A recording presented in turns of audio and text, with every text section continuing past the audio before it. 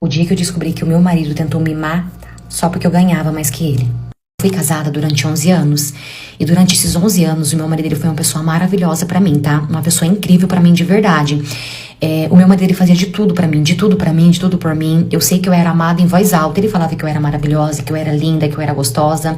Todos os dias ele me elogiava, todos os dias ele fazia eu me sentir muito bem. E tinha uma coisa que era muito difícil entre a gente, era de brigas. A gente não era muito de brigar. Só que toda vez que a gente brigava, ele ficava assim, irreconhecível. Ele ficava totalmente descontrolado, ele começava a bater em tudo que tinha na frente dele, batia na parede, batia em porta, quebrava as coisas.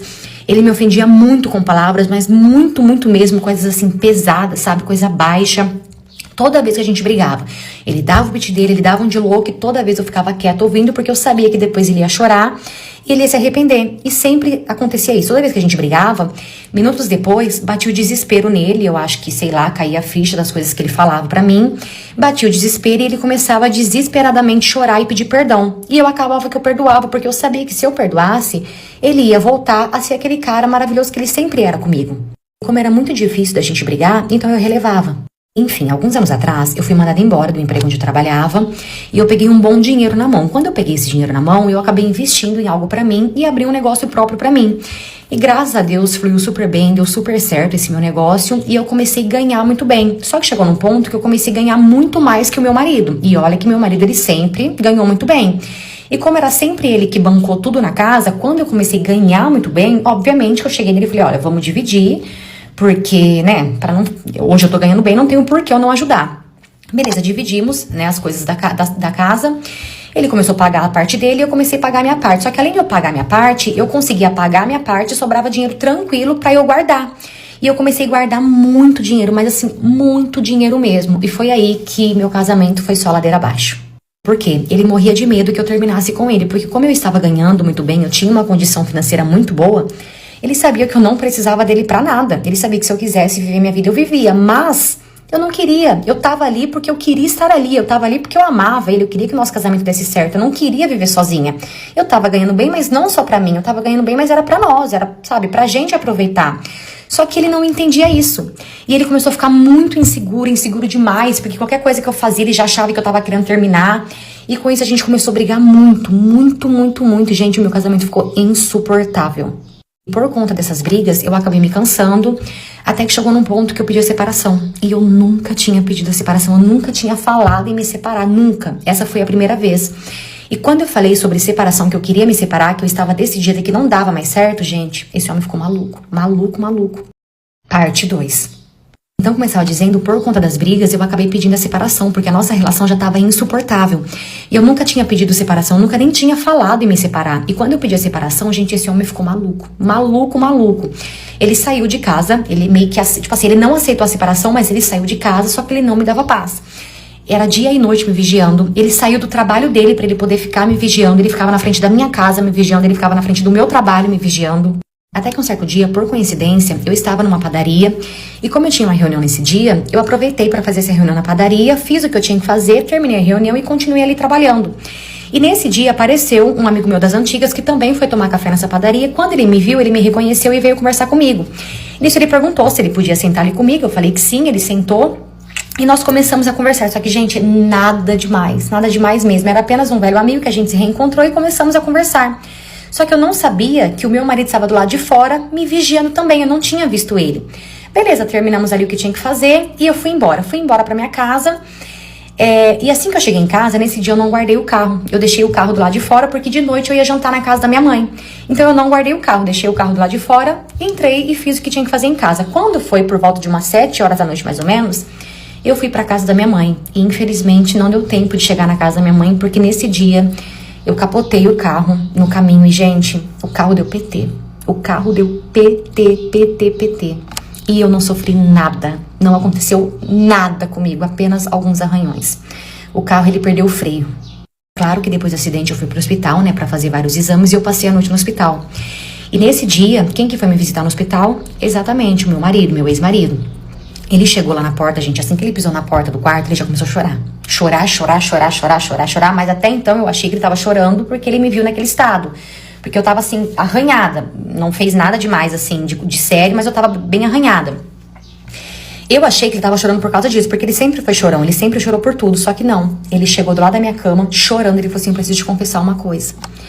E ele acabou confessando que foi ele que mexeu no meu carro, que mexeu no freio pra eu capotar o carro pra eu morrer. Ele acabou confessando tudo. Sabe por quê?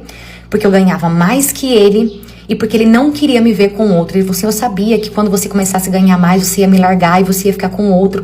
Eu não consigo, ele falou. E ele falou que me viu na padaria com esse homem. Até eu falar pra ele, sabe assim, na hora eu nem tive vontade de falar assim, ai, mas não tinha nada a ver, aquele cara era meu amigo. Não. Eu fiquei tão decepcionada, eu fiquei tão triste, eu fiquei tão... Eu não tenho palavras, porque eu acho que a palavra de chateada, a palavra triste não é a palavra certa. Eu fiquei decepcionada, eu fiquei... Ai, gente, que a pessoa que eu vivi 11 anos, eu não sabia quem era. Eu não conhecia a pessoa que eu vivi durante 11 anos. E depois que ele confessou tudo isso, ele sentou na cadeira, ele mesmo ligou pra polícia e esperou a polícia vir buscar ele. A polícia buscou ele no hospital e ele foi preso. Já faz 2 anos que ele tá preso. Eu não vou mentir pra vocês que eu ainda amo ele.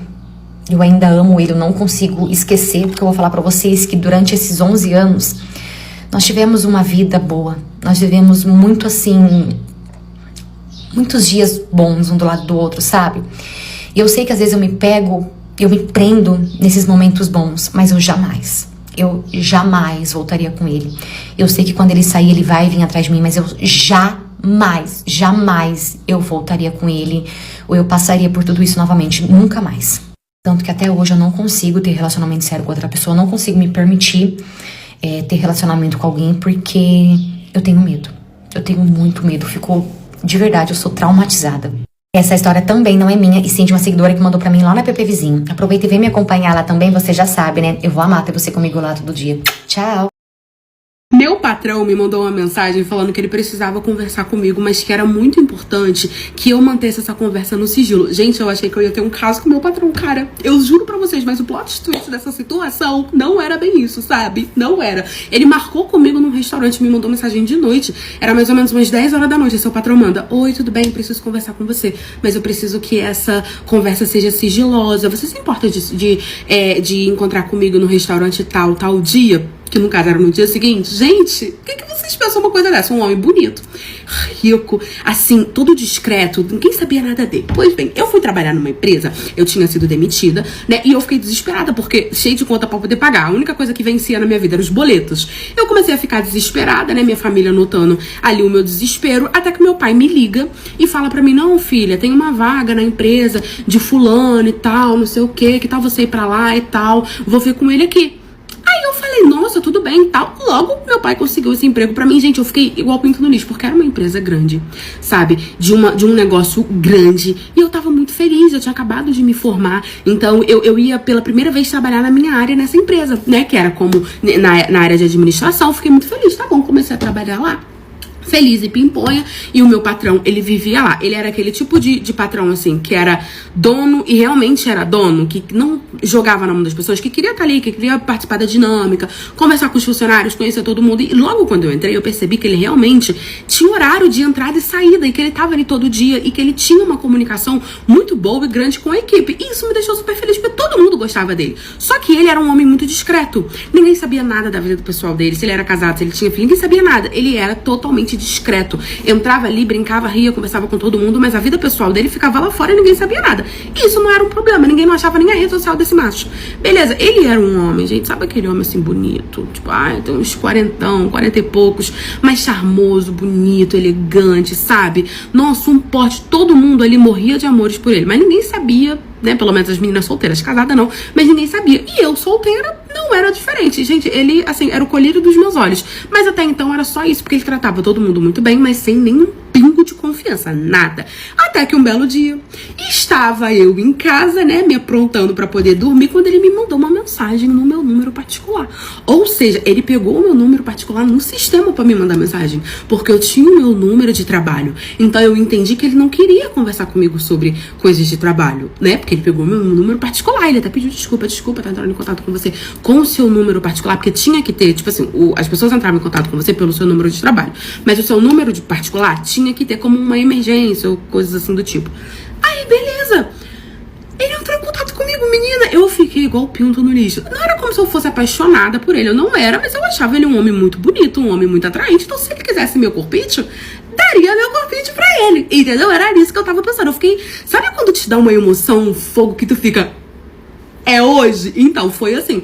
Aí, tranquilo, né? Eu respondi ele, assim, até então, surpresa. Falei, nossa, oi, estou surpresa. Não, tudo bem, podemos sim. Eu encontro com você amanhã. E aí, no dia seguinte, eu fui trabalhar. Ele não foi. Eu já fiquei ansiosa que ele não foi, porque ele não era de faltar. Só quando viajava com esse tipo, ele não foi. Aí eu fiquei ansiosa, não sei o que, mas beleza, saí do trabalho, me arrumei todinha. Eu fui toda cheirosa, maravilhosa. Eu nunca me arrumei tanto pra ir pra aquele restaurante. Pedi o meu Uber, ele ofereceu de buscar, ele ofereceu de mandar motorista, mas eu não quis. Falei, não, tudo bem, eu peço aqui meu Uber e eu mesmo vou. Quis mostrar que eu sou uma mulher independente e que eu não ia ficar com ele só porque ele tem dinheiro. Né? Eu criando toda fanfica na minha cabeça já. Aí tá bom, né, menina? Eu fui igual pintor no lixo, feliz da vida. Quando eu cheguei lá, ele estava no restaurante me esperando, não sei o que, chegou, começou a pedir um vinho pra gente poder beber. E ali a gente começou a conversar sobre coisas aleatórias. Sabe? Do meu dia, do dia dele, como tava minha família, como tava minha mãe, né? Mas ele não perguntou do meu pai. Aí eu achei meio estranho, porque meu pai e minha mãe são divorciados e tal, mas eles se dão super bem. Mas a gente nunca soube ao certo por que meu pai e minha mãe se divorciaram. Mas eram divorciados. Aí conversa vai, conversa vem. Eu comecei a ver que ele tava tentando dar uma enrolada e aí eu fui direto e perguntei por que eu estou aqui. Quando eu perguntei pra ele por que eu estou aqui, ele ficou olhando nos meus olhos e falou, nossa, você é direta, né? Eu falei, sim. Ele falou, não, eu tava aqui conversando sutilmente, porque eu preciso que a pessoa que vai nos acompanhar chegue, mas ainda não chegou, e não sei o quê. E eu, que pessoa? Ele falou, olha, eu já vou adiantar o assunto, porque quando chegar, você já vai estar ciente. Ali, gente, eu falei, gente, o que é? Ele vai me convidar pra uma 3? O que houve? Que a esposa dele vai vir, a gente fala, que proposta é essa? Eu já comecei a ficar, que isso? Como assim? E aí ele falou, olha, eu vou ser bem direto com você, tá? Seu pai que te indicou pra minha empresa, né? Eu, sim, foi meu pai e tal. Ele falou, então, é porque eu e o seu pai, nós temos um relacionamento há 8 anos. Gente, eu queria que vocês vissem o choque na minha cara. Porque ele tinha se separado da minha mãe há 9 anos. E ele tinha um relacionamento com ele há 8 anos.